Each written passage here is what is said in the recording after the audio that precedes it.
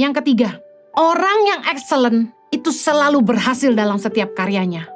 Amsal 22 ayat 29. Pernahkah engkau melihat orang yang cakap dalam pekerjaannya?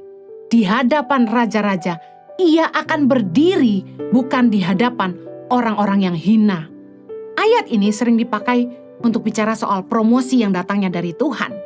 Bahwa kalau orang itu cakap dalam pekerjaannya, excellent dalam pekerjaannya, dia nggak perlu cari muka, tapi dia fokus lakukan yang terbaik, maka peninggian itu datang dari Tuhan. Dia akan berdiri di hadapan orang-orang penting. Prinsipnya, kita harus ngerti bahwa pekerjaan kita adalah ibadah kita kepada Allah. Kenapa anak-anak Tuhan harus sukses dalam karya-karya mereka? Harus berhasil dalam pekerjaan mereka. Karena kalau kita nggak sukses dalam pekerjaan kita nggak sukses dalam usaha kita nggak berhasil dalam karya-karya kita, bagaimana kita mau jadi kesaksian bagi Tuhan? Bagaimana Tuhan bisa dipermuliakan dalam hidup kita? Bukankah dalam setiap apapun yang kita kerjakan, kita rindu Tuhan dipermuliakan? Jangan sampai hidup kita sebagai anak-anak Tuhan selalu gagal dalam setiap karya-karya kita. Tidak pernah berhasil. Masalahnya kenapa? Kita harus cari tahu. Apakah kita berada di tempat yang salah? Apakah karena kita malas? Apakah karena kita tidak bisa komitmen? Apakah karena kita ini tidak bisa konsisten? Apakah karena kita nggak kerja keras? Apakah karena kita kurang kreatif? Kita harus cari tahu kenapa kita gagal dalam karya-karya kita. Kita pasti punya kekuatan yang Tuhan titipkan dalam hidup kita untuk menghidupi apa yang Dia mau. Be excellent dalam apapun yang Anda kerjakan. Lakukan sungguh-sungguh dengan yang terbaik. Jangan sampai hidup anak-anak Tuhan itu nggak jadi berkat bagi tempat di mana kita berada. Harusnya perusahaan di mana kita bekerja diuntungkan dengan kehadiran kita. Harusnya komunitas di mana kita berada itu diuntungkan dengan kehadiran kita. Harusnya keluarga kita diberkati dengan kehadiran kita. Jangan sampai hidup kita ini jadi nggak berguna. Baik di dunia kerja maupun di rumah. Jangan cuma makan tidur. Gak jadi berkat. Jangan sampai hidup kita jadi benalu, gak jadi berkat. Kalau hidup kita tidak berguna, kita akan dibuang dan diinjak orang. Matius 5 ayat 13. Kamu adalah garam dunia. Jika garam itu menjadi tawar, dengan apakah ia diasinkan? Tidak ada lagi gunanya selain dibuang dan diinjak orang. Dengar baik, kita ini garam dunia. Harusnya kehadiran kita memberi rasa. Kita tuh harusnya jadi orang yang berguna dimanapun kita berada.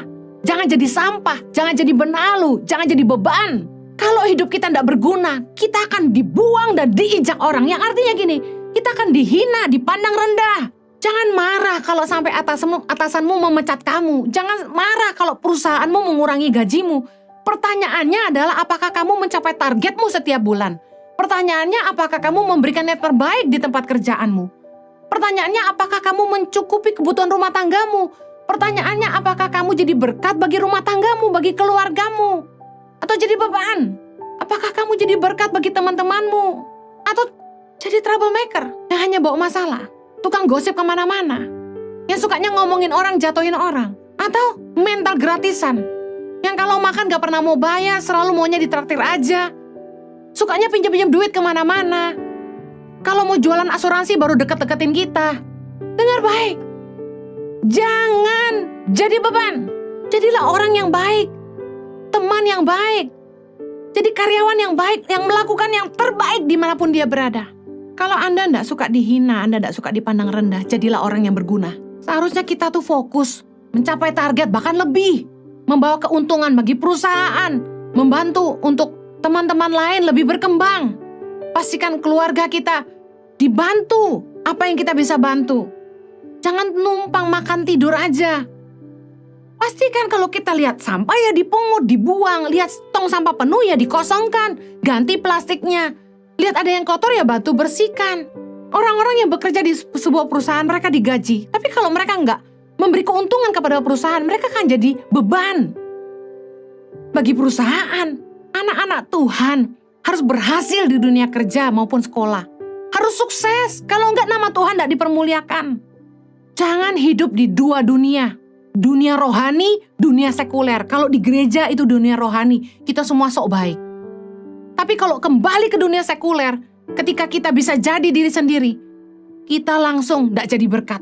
Sebagai orang percaya harusnya kita ngerti roh Allah tinggal di dalam kita, kemanapun kita berada, hadiratnya menyertai kita dan Allah beserta kita. Apakah hari ini hidup Anda jadi berkat di keluarga Anda, di tempat Anda bekerja, di sekolah, di gereja, di masyarakat. Jangan sampai hidup kita jadi sampah dan gak berguna. Pastikan hidup kita jadi berkat dan bukan batu sandungan. 2 Korintus 6 ayat ketiga. Dalam hal apapun, kami tidak memberi sebab orang tersandung, supaya pelayanan kami jangan sampai dicela. Percuma kita pelayanan, percuma kita rajin ke gereja, kalau hidup kita tidak jadi berkat, tapi jadi batu sandungan. Kalau hidup kita bukannya berguna, malah jadi beban. Supaya nama Tuhan dipermuliakan, pastikan Anda berhasil dalam setiap karya-karya Anda. Temukan tempat Anda dan permuliakan Tuhan di sana. Impact Community Indonesia telah mengadakan 3 kali ibadah setiap hari Minggu. Pukul 9 waktu Indonesia Barat, pukul 11 waktu Indonesia Barat, dan pukul 13 waktu Indonesia Barat. Ketiga ibadah disertai ibadah anak dan remaja yang dilanjutkan dengan ibadah Impact Youth setiap minggu pukul 15 waktu Indonesia Barat di MOI, Mall of Indonesia Kelapa Gading lantai P3,